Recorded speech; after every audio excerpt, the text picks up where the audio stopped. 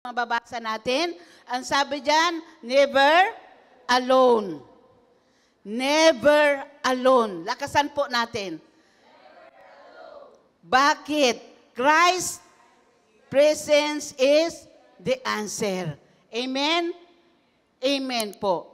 Tunay nga po na hindi kailanman tayo ay nag-iisa. Dahil ang presensya ng Lord ay lagi nating kasakasama.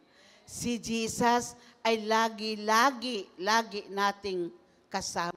Amen? Saan man tayo naroon, ano man yung ating ginagawa, na akala po natin ay maitatago natin sa Panginoon, hindi po. Dahil mayroon po tayong kasama, si Jesus. Amen? Ang sabi po sa Mateo 28, verse 20 po, letter B, ang sabi po dito, and surely I am with you always. Yan po. Kaya po hindi man tayo kailan mag-iisa. To the very end of age, sabi ng ating Panginoon. Tandaan ninyo, ako'y laging kasama ninyo hanggang sa katapusan ng panahon. Amen po ba? Iyan po ay pangako ng ating Panginoon. Hanggang sa katapusan ng panahon, kasama po natin ng ating Diyos. At ating pong introduction, ang sabi po dito, ayan po, Tagalog na Tagalog po, para po talaga maunawaan natin. Amen? Ang sabi po dyan, ano po, napakadali ng makipag-ugnayan sa iba. Totoo po yan. Madali po tayo makipag-ugnayan sa iba. Isang pindot lang, ano po ba yung ating pinipindot? Gadget, di ba? Sino dito ang may cellphone? Sino dito ang dalawang cellphone? Di ba? Ayan po ay sinasabi dito, isang pindot lang, pwede ka nang mag-chat. Amen? At pwede ka ring tumawag. Pwede kang mag-video call. Kahit nasa ibang bansa ang kausap mo, makakausap mo siya. Amen? Dahil sa isang pindot lang sa cellphone mo, mayroon ka ng kaugnayan doon sa tao na nais mong kausapin. At ano pa po? May social media tayo, group chats, mga notification araw-araw. Yung ating pong mga notification, katulad ngayon, nagpa-pop up na po yan doon. Manood na po kayo. Amen? Nakikita po natin yan. Pero kahit ganon, ka-connected ang ating mundo ngayon ay talagang hindi po dito nakasalalay ang mga bagay na ito. Amen? Ang dami pa rin sa atin na nakaramdam ng matinding pag-iisa. Kahit po, mayroon na po tayong mga ganitong bagay, nakakaramdam pa rin po tayo ng pag-iisa. Amen? Amen. Dahil kahit na ginawa na natin ang lahat, no? Mga bagay na ginagawa natin para lamang maalis yung pag-iisa natin, yung pakiramdam natin na tayo nag-iisa, hindi pa rin po naaalis. Amen? Nararanasan mo na ba iyon? Yung tipong ang tahimik ng gabi, tapos biglang may lungkot na hindi mo na mapaliwanag. Naranasan niyo po ba ito? Magtaas nga po ng kamay, yung nakaranas ng ganito. Ako rin po naranasan ko po ito. Amen? Hindi lamang po kayo. Lahat po tayo. Amen? Lahat tayo. Hindi po tayo pwede mag-pretend, magkunwari, na hindi po natin naranasan ito. Bakit po? Yung tipong bang tahimik yung gabi. Alam niyo po, bakit ko po bakit ko po sinabi na naranasan kong ito? Kasi nung bagong lipat po kami dyan sa multinational, iba po yung surroundings niya. Kaysa doon sa dati naming lugar, no?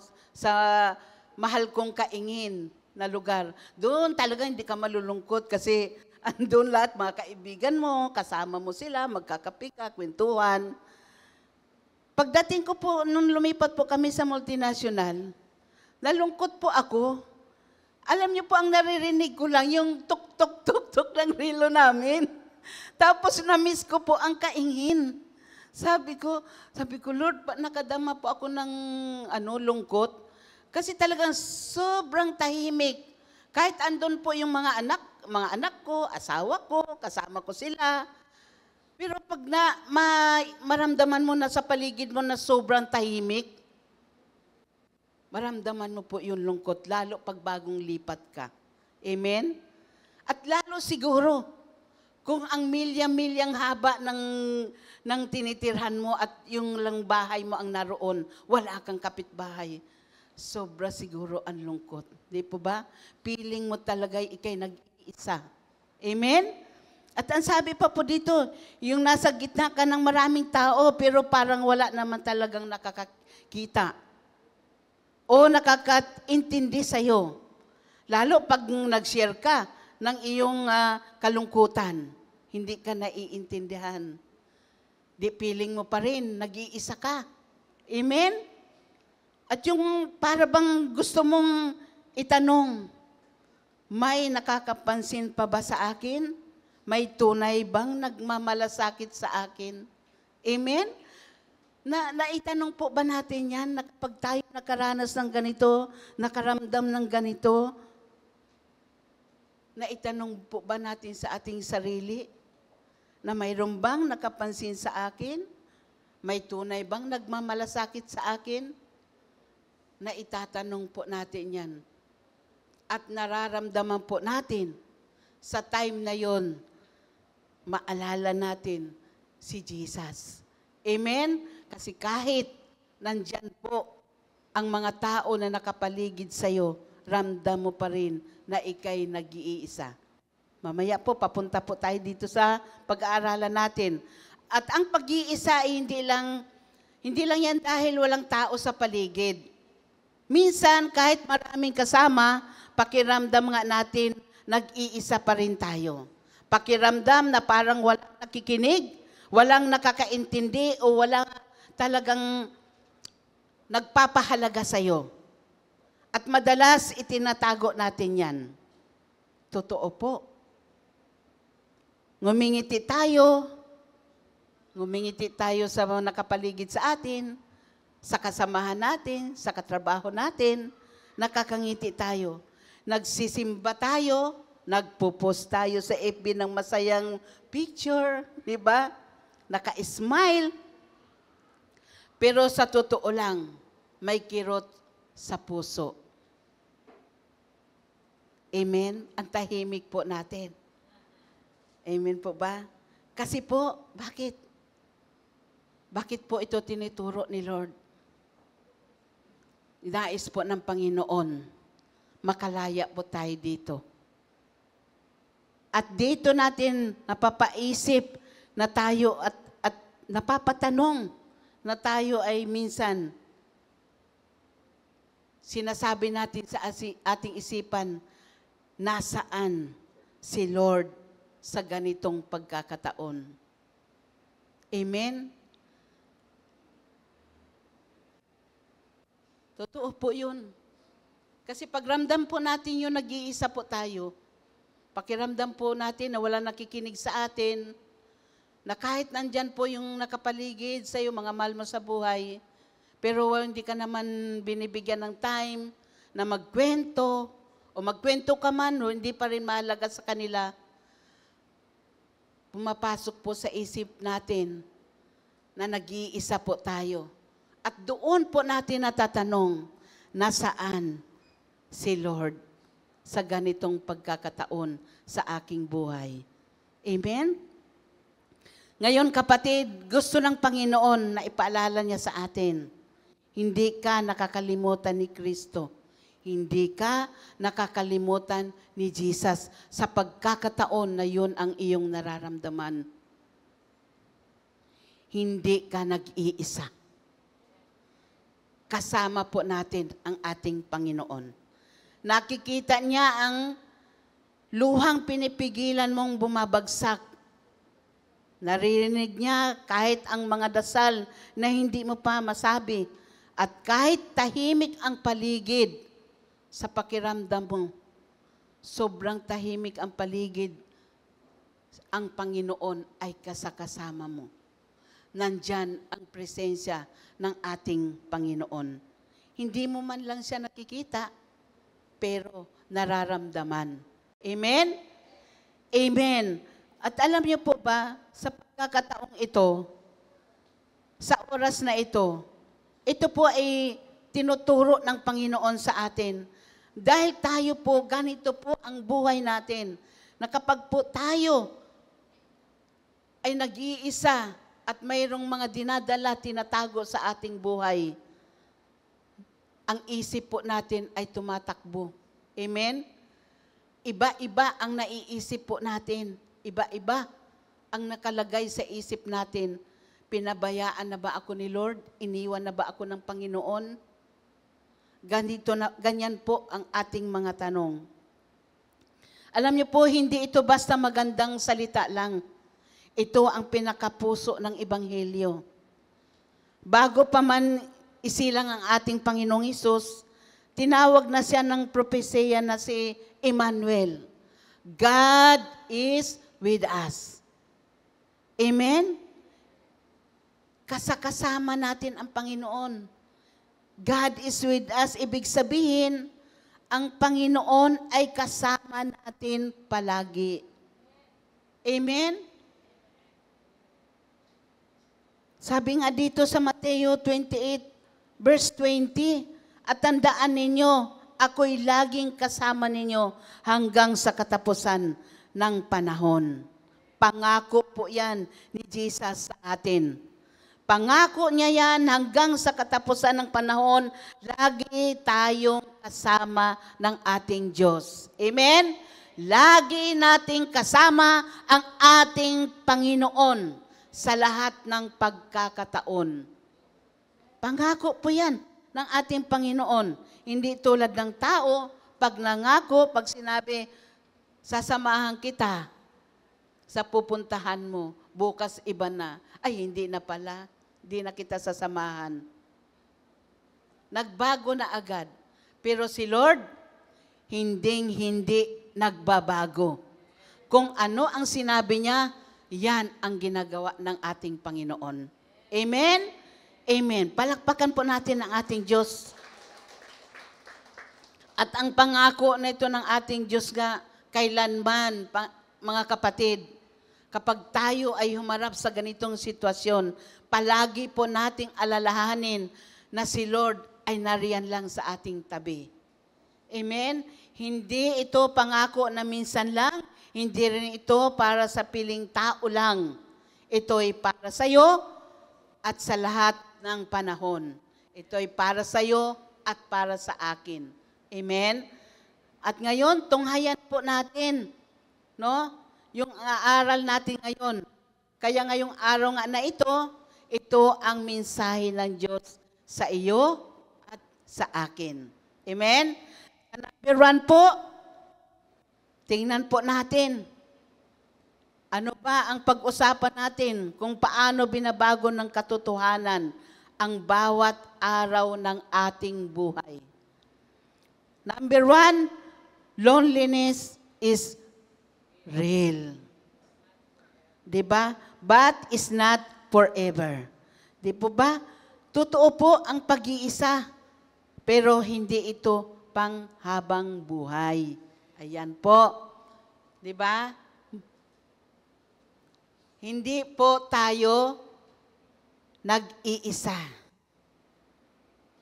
At hindi rin po yan panghabang buhay na pag-iisa. Amen po ba? Napakalinaw po ng sinabi ng ating Panginoon. Yung pag-iisa ay nararanasan natin, pero hindi yan panghabang buhay. Bakit? Eh kung mayroong mga dalaga pa dito, binata, no? Eh hindi naman yan wag mong isipin na tumanda ka, mayroon kang partner. Amen? Hindi ka mag-iisa. May nakalaan si Lord sa'yo. Mag-wait ka lang. Amen? Huwag magmadali. Amen? Pero ito na po, una sa lahat, aminin natin, no, na totoo ang pag-iisa. Hindi ka nag-iisa sa nararamdaman mong ganyan. Maging ang mga kilalang tauhan nga sa Biblia, dumaan din sa mga sandaling parang iniwan sila. Amen? Parang nakalimutan at parang walang kasama. Sino po yon? Makikita po natin, no? Si Moises. No? Si Moises ang pinili ng Diyos para iligtas ang Israel mula sa Ehipto. Ay naranasan ding mapagod, masaktan, at maramdaman ang pag-iisa. Si Moises po, ganito po yung naramdaman niya. Napagod po siya at nasaktan. Naramdaman po ni Moises na parang wala siyang kasama. Amen? Dahil siya po talaga nag-iisa. Tinawag siya ng Lord para pangunahan, para iligtas mula sa Ehipto ang Israel, ang bayang Israel. At siya lang po ang tinawag ng ating Panginoon. Amen? At doon po naranasan niya yung pagod, yung masaktan, dahil sa sobrang tigas ng ulo ng Israelita. Siya po ay hustong napagod kung paano niya pinangunahan ang bayang Israel. At ang sabi pa niya dito, isang beses sinabi niya sa Diyos, Panginoon, bakit ninyo ako pinapasan ng ganitong kabigatan? Ako po ba ang nagsilang sa mga ito? Ako po ba ang ama nila? Di po ba yung galit, yung na-feel niyang pagod na pagod siya, yung nasaktan siya, ito yung nasasabi niya sa ating Panginoon eh. Sabi niya, bakit ninyo ako pinapasan ng ganitong kabigatan? Ako po ba ang nagsilang sa mga taong ito? Ito yung sinasabi niya sa ating Panginoon. Tayo po ba, pag nakaranas po tayo ng ganitong sitwasyon, ano po ba ang masasabi natin sa ating Panginoon? Tayo po ba ay nagrereklamo? Tayo po ba, nasasabi po ba natin, ayoko na Lord, napapagod na kasi ako eh. Magpadala ka na lang Lord ng iba, ayoko doon, ikaw, magpadala ka ng ibang tao. Kasi hindi sila sumusunod sa akin. Napapagod ako sa kanila Lord, ayoko na. Hindi po. Kung babasahin po natin yung sa Numbers chapter 11 at sa hanggang 15, no? Verse 11 hanggang 15. Napakaganda pong basahin ito. No? Kaya kung babasahin natin yung buod nito, ang Diyos ay kumilos sa buhay po ni Moises. Nagpadala po ang Diyos ng katuwang ni Moises. Di ba? Dahil sa sobrang pagod niya. Sobrang nasaktan siya. Sabi, dumating sa punto na si Moises ay sinabi niyang mas mabuti pang mamatay. Mas mabuti para mamatay siya. Kaya patuloy na naramdaman ang bigat na pagiging mag-isa sa pangunguna. Yun po, napagod po si Moises. At naramdaman niya po yung feeling niya, nag-iisa siya. Feeling niya, hindi niya kasama ang Diyos sa kanilang paglalakbay sa time na yon.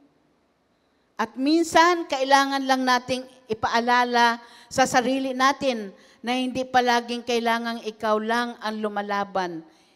Kapatid, hindi ka nag-iisa. Amen? Hindi lang tayo ang lumalaban. Hindi tayo nag-iisa sa labanan, sa mga pagsubok sa ating mga buhay, sa mga problema na kinakaharap natin, sa matitinding sakit na nararanasan natin. Ang laban na yan, laban ng ating Panginoon. Amen? Hindi ka nag-iisa dahil kasama mo ang ating Diyos na lumalaban sa hamon ng buhay natin sa mundong ito. Amen? Palakpakan po natin ang ating Diyos. Napakadami pong hamon sa mundo natin. Katulad din po no, ni Haring David. Si Haring David, bago po siya maging hari, siya po ay isang takas. Habang pinaghahanap siya ni Haring Saul, nagtago siya sa kuweba, nag-iisa, napagod, at halos nawala na ng pag-asa. At sa kalagitnaan ng tagpong iyon, sinulat ang awit na ito ni David. Sa aking pagtangis ay ibinuhos ko sa kanya ang aking hinaing. Walang nagmamalasakit sa akin. Wala akong matakbuhan. Wala ni isa mang tumutulong sa akin. Habang po si Haring David ay nagtatago, naranasan niya yung pagod, halos wala ng pag-asa, nakagawa po siya ng awit.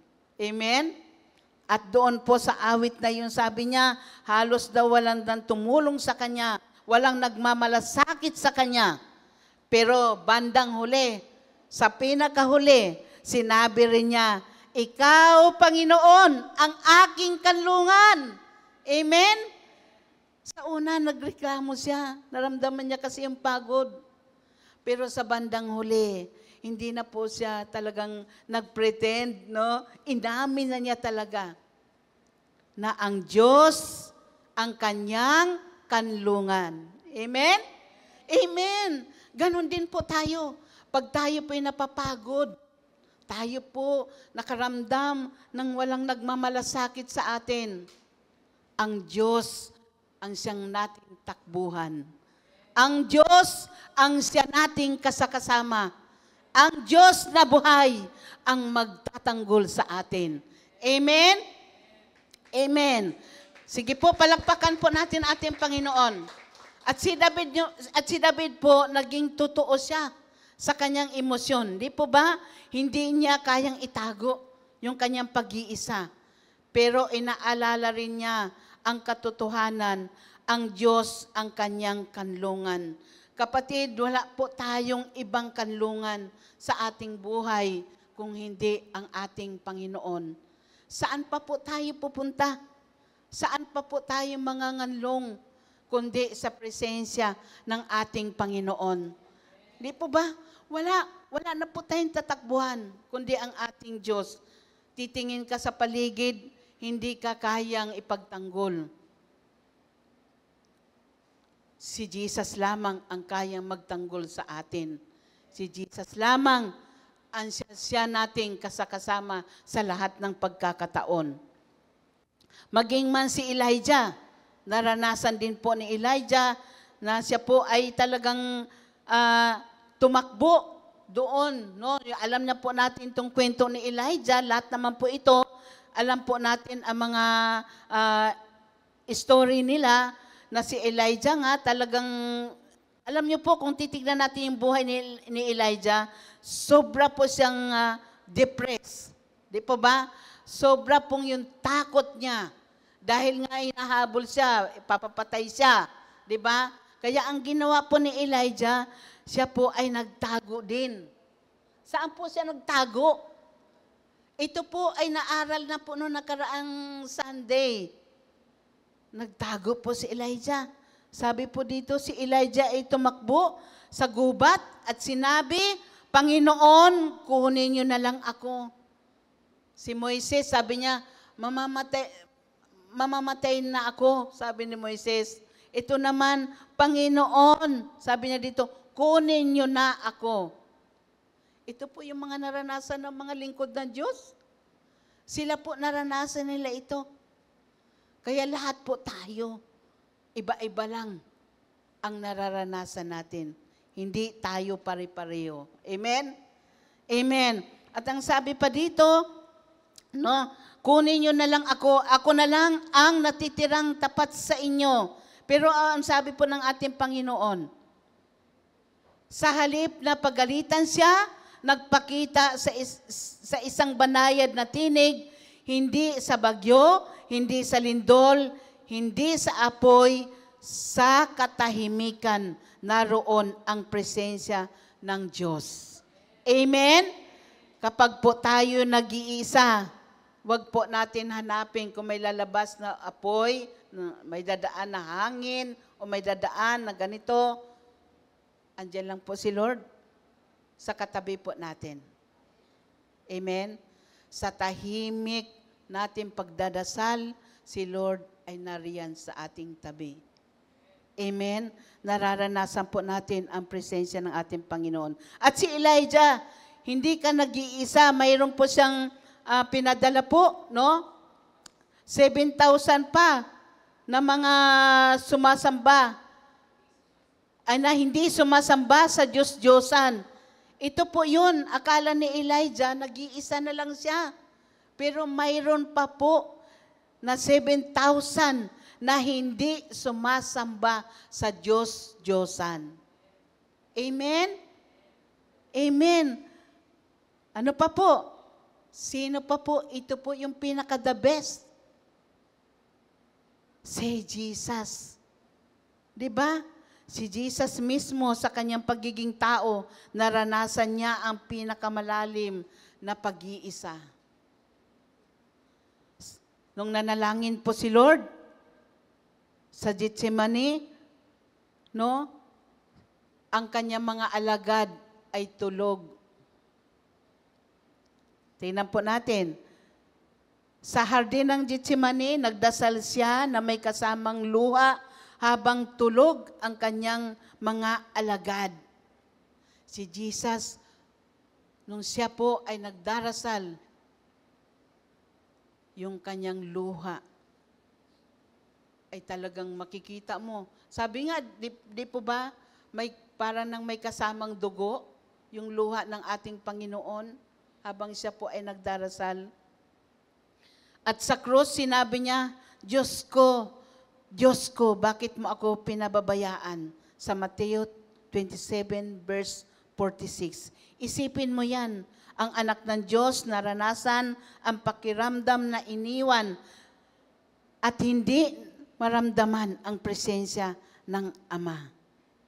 Alam niyo po, yung naranasan na ito ni Jesus, dito pa lamang po, tayo na mga anak ng Panginoon, tayo na niligtas ng ating Diyos,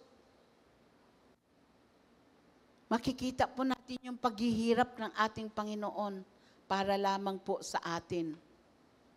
Amen? Luha, lungkot ang nadarama po ng ating Panginoong Hesus. At sa lahat ng kwento na ito ay makikita natin na ang pag-iisa ay totoo. Pero hindi ito ang katapusan ng istorya na ito. God never left them. He saw them, spoke them, and strengthened them. Amen? Amen. Ganon din po tayo na mga anak ng Diyos. No? Yung pakiramdam po natin na ganito, yung mga lingkod ng ating Panginoon, sila po ay nakaranas din ng mga ganitong sitwasyon. Kaya tayo, tinuturoan po na tayo ng ating Panginoon.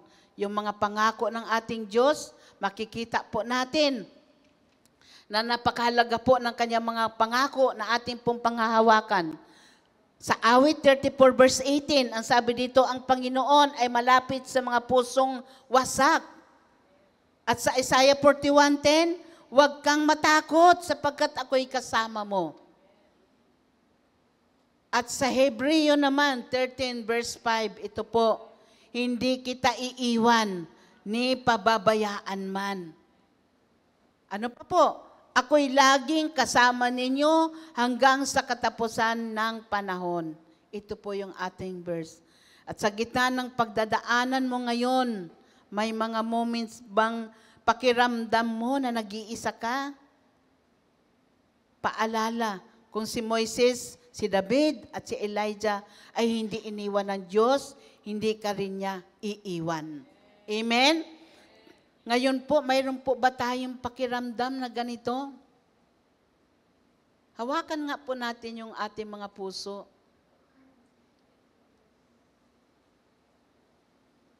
Sige po, hawakan po natin yung ating mga puso. Yung ating pong mga kamay, extension po yan ng kamay ng ating Panginoon. Amen? Ano po yung nararamdaman natin? Napakasarap po.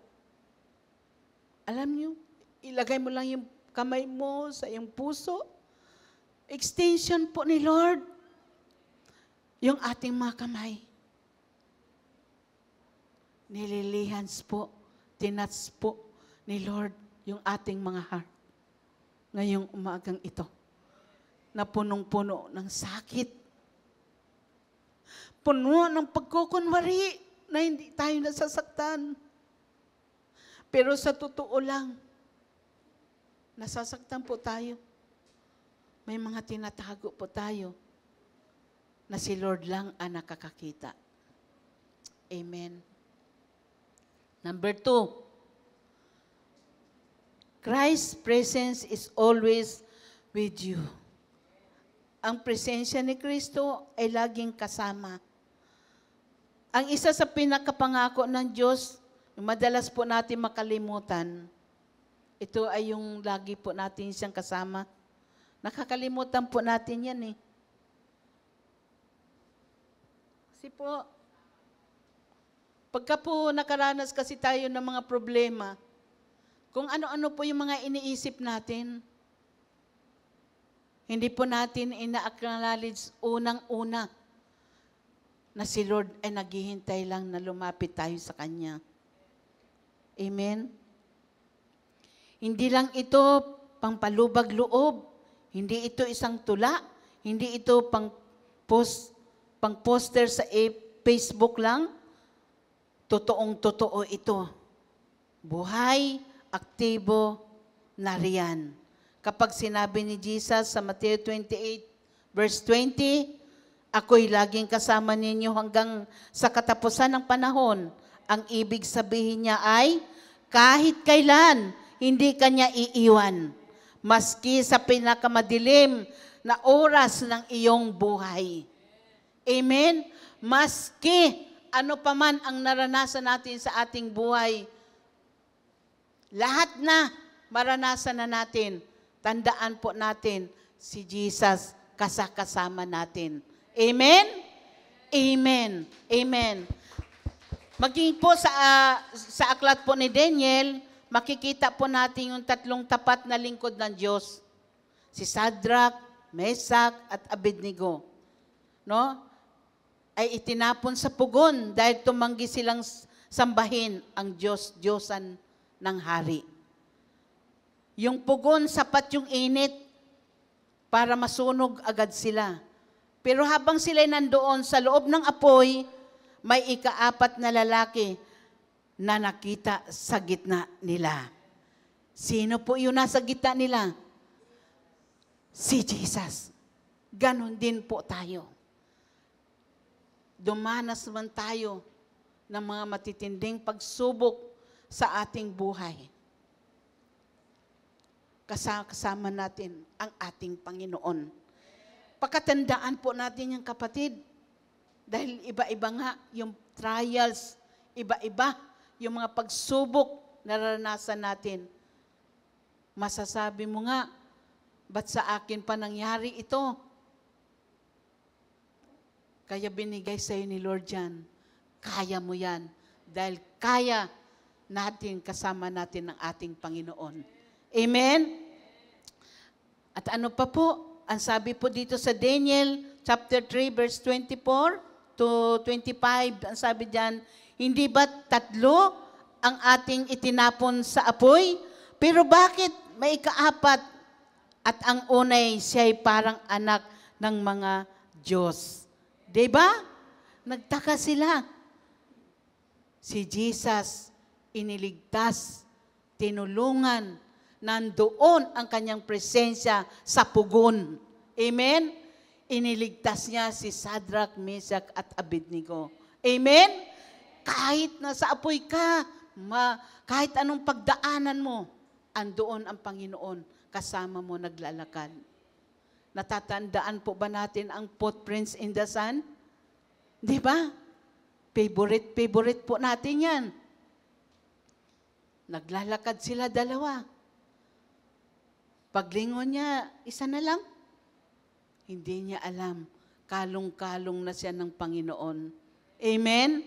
Hindi mo alam. Kalong-kalong ka na ng ating Diyos sa iyong pinagdadaanan. Amen?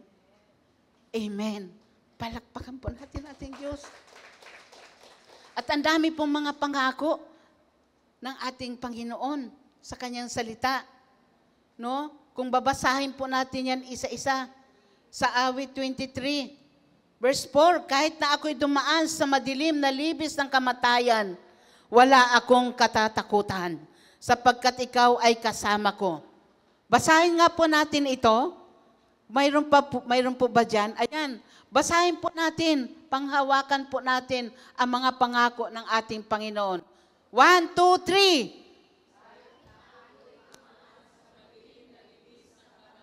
3. Lakasan po natin. Kasunod po, kapag dumaan ka sa tubig, ako'y sa iyo. Kapag ikaw ay dumaan sa apoy, hindi ka masusunog. Amen? Hindi ko kayo iiwan na parang ulila. Babalik ako sa inyo. Amen? Hihintayin po natin ang pagbabalik ng ating Panginoon. Amen? Amen. At lahat ng ito'y napagtagumpayan, no? Ang lahat ng ito'y nagpapatunay ang presensya ng Diyos, hindi batay sa pakiramdam. Ito'y pangakong totoo. Amen. May mga panahon talaga na parang tahimik ang langit, nagdarasal ka pero walang sagot. Naglilingkod ka pero walang nangyayari. Parang iniwan ka. Hallelujah. Pero paalala, ang Diyos ay hindi base sa emosyon, siya ay base sa katotohanan ng kanyang salita. Amen? Ito po yun, no? Yung panahon na talagang tahimik ang langit, para bang nakikiramdam ka, ang sabi po ng Panginoon, hindi nakabase sa emosyon. Amen? Saan nakabase? Sa katotohanan ng kanyang salita na ang Diyos ay lagi-lagi natin siyang kasama. Minsan, ang presensya niya ay parang banayad na hangin, tahimik, pero nandyan. Minsan naman, nakikita mo lang sa huli na nasa lahat ng oras, hawak ka pala niya. Yan nga, yung sa footprints in the sand. Amen? Alam niyo ba, pinaalala ni Lord sa akin yung footprints in the sand. Kasi nung maliit pa ako, gustong-gusto ko po yan. Lagi ko pa siyang binabasa. Tinitingnan ko po yung mga yapak, yung nakabaon na mga paa. Yan, tinitingnan ko po yan.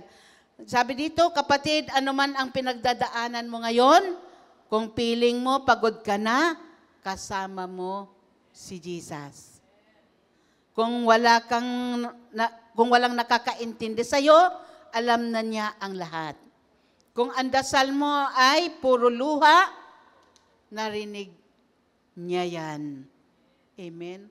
Marami tayong dasal. Marami tayong luha sa harapan ng ating Panginoon. Pero ang sabi niya, narinig ko ang iyong mga dasal. Amen? Narinig ng Lord ang ating mga dasal. Kahit sa piling mo, tahimik, walang tugon, may ginagawa, kapatid, ang ating Panginoon. Kahit sa sitwasyon na napakahirap, may ginagawa ang ating Diyos. Amen? At sa pangatlo, last na po ito, ang sabi po, Christ, there is real connection and true rest. Amen? Kay Kristo may tunay na koneksyon at kapahingahan. Totoo po yan. Sa ating Panginoon ay may tunay na koneksyon at tunay na kapahingahan. Alam mo, sa panahon ngayon na parang daming koneksyon, pero ang hirap makahanap ng tunay na koneksyon. Di po ba? Totoo po yun. Kung mayroon kang FB, kung may FB ka, may 5,000 followers ka, tapos active, ang dami no? Active sa group chat, tapos may likes na heart, post, pero bakit nga ba sa kabila ng lahat ng iyon, pakiramdam mo pa rin na disconnected tayo? Amen? Kasi wala naman talagang kasapatan sa mga ganito eh. Ang kasapatan sa atin ay ang presensya ng ating Panginoon. Kahit na lahat nasa iyo, si Jesus pa rin ang kasapatan sa ating mga buhay. Amen? Sabi nga, makakain ka lang ng 3 beses sa isang araw. May narinig ako niyan eh. Masayang-masaya na siya. Andun yung contentment niya, di ba? Yung kontento siya, di ba? Tayo po, ang buhay po natin ay hindi po dapat na magpabaya sa ganitong sitwasyon. Kung hindi, hanapin po natin unang-una si Jesus. Amen? At ano pa po, kasi sa buhay po natin, ang totoo, hindi lang tao ang kanyang, hindi kayang punan ng uhaw, ng puso natin sa koneksyon. Tao ang ginamit ng Diyos para sa relasyon, oo, pero ang ugat ng lahat ng tunay na koneksyon ay siya mismo. Si Jesus, ang Diyos, ginamit niya ang kanyang bugtong na anak para po magkaroon tayo ng koneksyon muli sa ating Diyos na buhay. Amen? Tao, si Jesus, pero Diyos siya. Amen? Siya po ang ginamit ng ating Panginoon. Sabi dito sa Mateo 11:28, lumapit kayo sa akin, kayong lahat na nahihirapan at nabibigatan luba sa inyong pasanin, at kayo'y aking pagpapahingahin.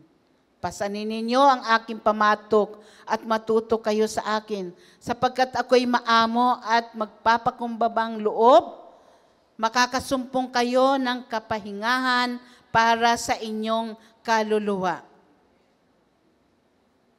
Ito po, kapatid, ang pangako ng ating Panginoon.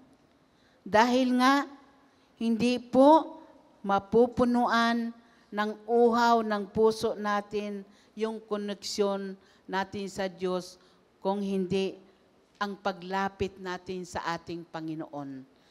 Ito po ang makakapuno sa ating buhay, yung paglapit natin sa Kanya. Amen? Iyan po ay paanyaya niya, hindi lang para sa may problema, hindi lang para sa nawawala, kundi para rin sa mga taong tahimik na nag-iisa. Sino po ang walang problema? Pag wala, congrats. Sabi ko nga, pag may problema lalapit sa akin, sasabihin ko, problema, pumunta ka muna doon kay kasi mayroon pa ako. Diba? Lagi ko po yung sinasabi kasi yung mga nagpapa-counsel, minsan sa mga Bible study, binibiro ko po sila, sabi ko, pag may problema ka pang isa, tapos may darating isa, sabihin mo, wag ka muna, doon ka muna. Lumipat ka muna doon sa isa, kapitbahay ko. Pero, alam niyo po, nakakatuwa. Kasi sa Bible study, talaga maririnig mo mga problema eh. Pero alam niyo po ba, ang sagot lang yan ay ang salita ng Panginoon. Amen? Doon, nararanasan nila yung kagaanan ng kanilang kalooban. Nakakaiyak po yung buhay na hindi na nga kilala si Jesus. Ang dami pang pasaan-pasaan. Pero salamat sa mga lingkod ng Diyos na sumusunod, tumutugon, naghahayag ng salita, at sila nakilala ang ating Panginoong Hesus. Amen? Yung bigat na kanilang nararanasan, kinuha ng ating Panginoon dahil sumunod ka sa ating Diyos. Amen? Palakpakan po natin ating Panginoon. At sa ating pong panghuli, yung ating pong inano na po ako, may oras na po ako. Stop na daw. Punta na po tayo sa ating conclusion. Kapatid, mula simula hanggang dulo, nakita natin ang isang katotohanan ng paulit-ulit na sinasabi ng Diyos sa kanyang salita, hindi mo kailangan manatiling mag-isa. Dahil ang presensya ni Kristo ay sapat. Amen? Paulit-ulit po yan. Hindi po natin kailangan ang mag-isa. Sasabihin mo naman, ako lang naman talaga mag-isa. Hindi, kapatid. Kahit saan ka magpunta, kasama mo ang Panginoon. Kahit saan tayo naroon, kasama natin ang Diyos. Amen? Kahit pumunta ka dyan sakay ka ng tricycle, mula dito, pauwi, kasama mo ang ating Panginoon. Pagdating natin sa bahay, kasama pa rin natin ang Panginoon. Pag may problema tayo pagdating sa bahay, kasama pa rin natin ang Panginoon. At siya ang maglulutas ng problema nyo sa inyong tahanan. Amen? Amen. Palakpakan po natin ang ating Panginoon. Alam ng Diyos ang puso mong nangungulila, ang gabi mong puno ng luha, ang paglalakad mong parang walang kasabay. Alam po yan ng ating Panginoon. Pero ngayong araw na ito, siya mismo ang lumalapit at nagsasabing, anak, hindi kita iiwan. Hindi kita pababayaan. Ako ang kakampi mo. Ako ang kasama mo. Amen? Panghawakan po natin yan. Palakpakan po natin ang ating Diyos at tayo po ay tumayo na sa oras na ito. Awitan po natin ang ating Panginoon. Sa oras pong ito, Hallelujah, Jesus. Thank you, Lord.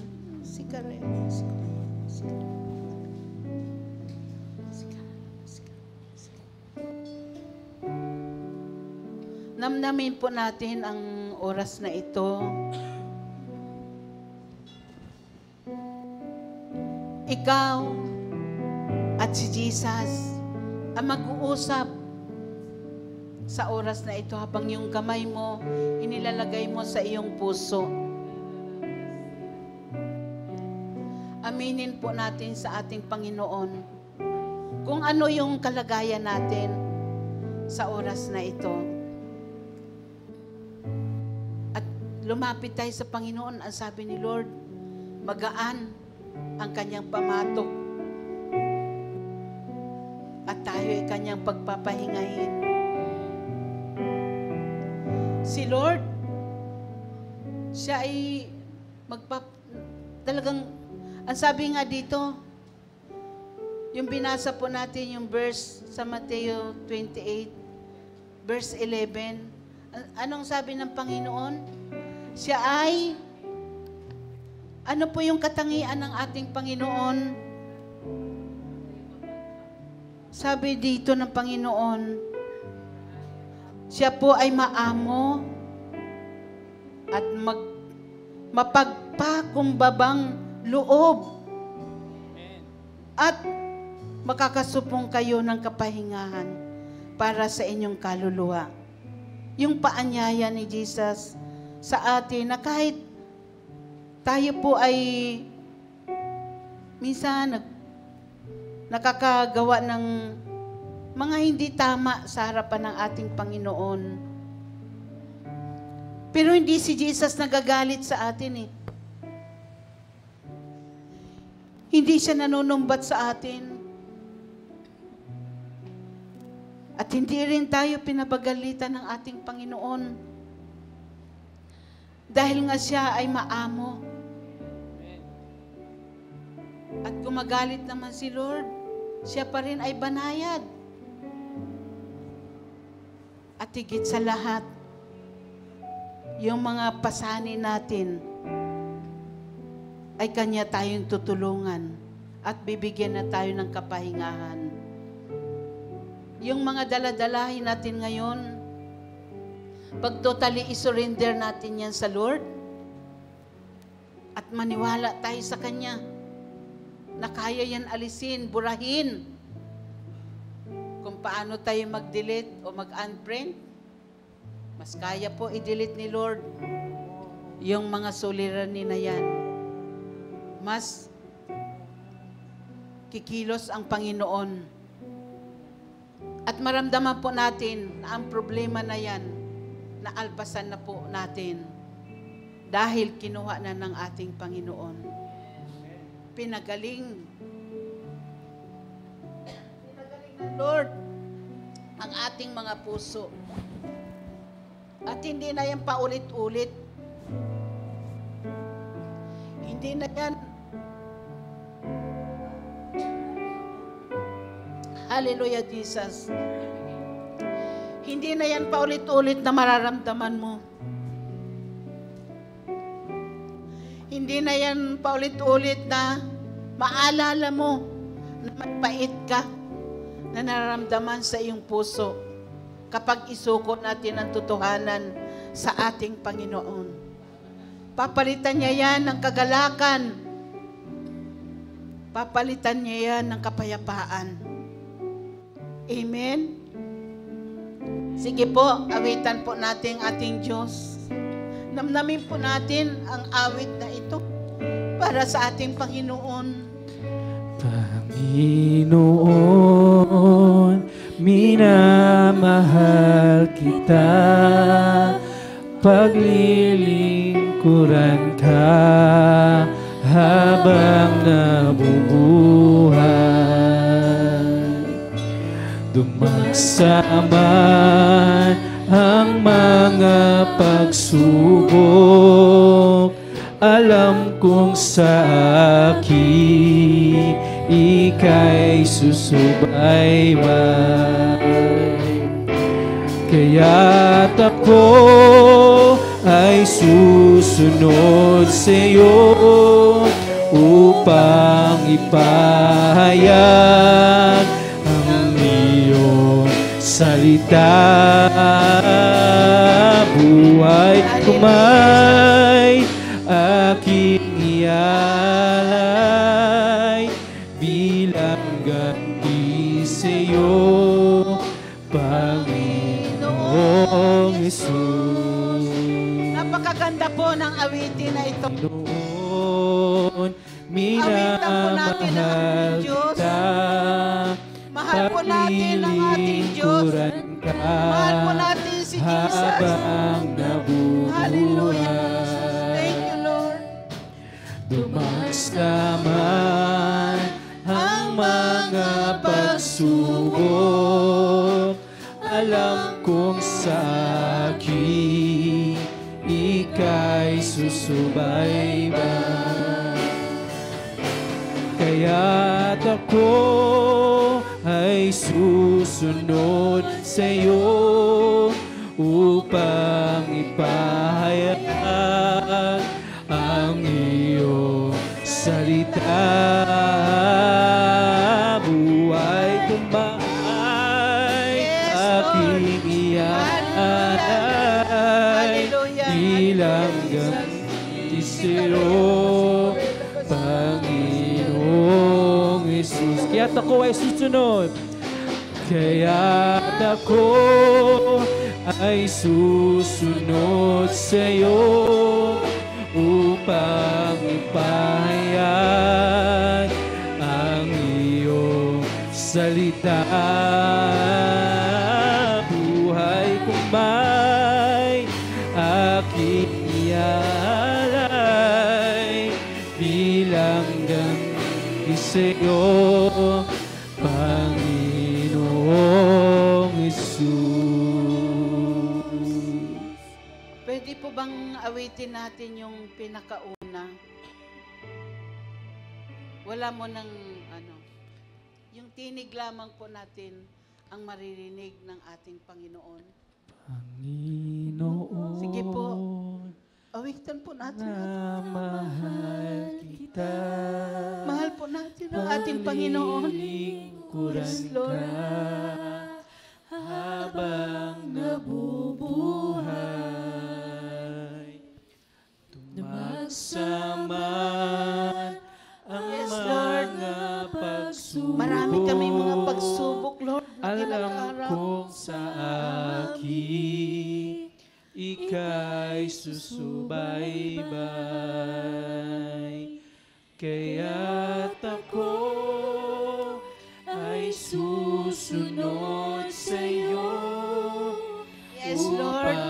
man ang mangyari, Panginoon, kami ay susunod sa iyo, O Diyos.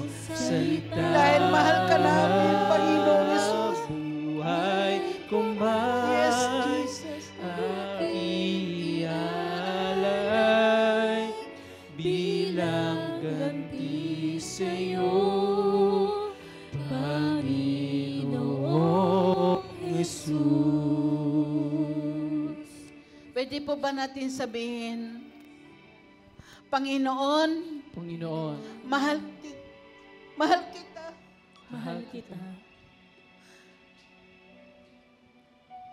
Sabihin po natin muli. Sabihin po natin sa ating Diyos, mahal kita, Panginoong Jesus. Mahal kita, Panginoon Jesus. Ano man ang mangyari, Ano man ang mangyari, ano man mga suliranin, Ano man ang mga sulit, ako ay susunod sa iyo. ako ay susunod sa iyo. Dahil mahal kita. Dahil mahal kita. Salamat po, Jesus. Thank you, Lord. Hallelujah. Lord, maraming salamat, Panginoon. Tunay, Diyos, walang katumbas yung maranasan namin yung presensya mo. Yung maranasan namin, lagi ka namin kasama. Sa tuwing kami, Lord, may mga suliranin, may mga problema. Lahat kami, Jesus, lantad sa iyo ang aming puso sa oras na ito. May mga panalangin kami, Panginoon, na hinihintay namin yung mga kasagutan. Lord, ikaw po ang tutugon sa mga panalangin iyan, O God. Hallelujah, Jesus. Lord, yakapin mo po yung kapatid namin, Panginoong Hesus, sa oras na ito. Kailangan niya pong yakap mo. Kailangan niya po, Lord, yung pagyakap mo po sa kanya. Tulungan mo po, Panginoon, ang bawat isa sa amin. Na yung mga naramdaman namin, yung mga nakatago sa aming puso, ay amin pong inilalapit sa inyo. Amin pong ito, Lord, ibinibigay sa inyo, Panginoon. Dahil sabi mo sa iyong salita, sino man nabibigitan lubha, kami ay lumapit sa iyo at kami iyong pagpapahingahin. Kami, O Diyos, ay naninikluhod na ang nararamdaman namin ito, Panginoon, ay iyo pong palitan ng kapayapaan, ng kagalakan. Sapagkat, Lord, kami po, Panginoon, ay binibigyan mo ng kapahingahan sa oras na ito. Maraming salamat, Lord God. At sa mga kapatid namin, Lord, na nangangailangan ng trabaho, ito rin po yung kanilang panalangin. Ikaw rin po ang tutugon ito, Jesus. At sa mga pamilyang hindi maayos ang pagsasama, Panginoon, ikaw din, Lord, ang mag-aayos nito, Jesus. Bigkisin mo na yung pag-ibig ang bawat pamilya ng mga anak mo, Panginoon, na hindi magtagumpay ang gawa ng kaaway sa kanilang pamumuhay, sa kanilang tahanan, O Diyos. In the mighty name of Jesus. In the mighty name of Jesus. Bigkisin mo na yung pag-ibig Bigkisin mo na yung pag-ibig ang bawat mga anak sa magulang. Bigkisin mo na yung pag-ibig, Lord, ang magkakapatid. At likhaan mo ang puso ng pag-ibig, Lord, pagpapakumbaba ang bawat magbalae, magbinan. Lord, dahil ito, O Diyos, ang kalooban mo, ang magpapakumbaba, ang magpapatawad, at ang pag-ibig. Ito po, O Diyos, ang ilikha mo sa amin, Panginoon. Maging ang pag-uunawa. Maraming salamat po, Panginoong Hesus.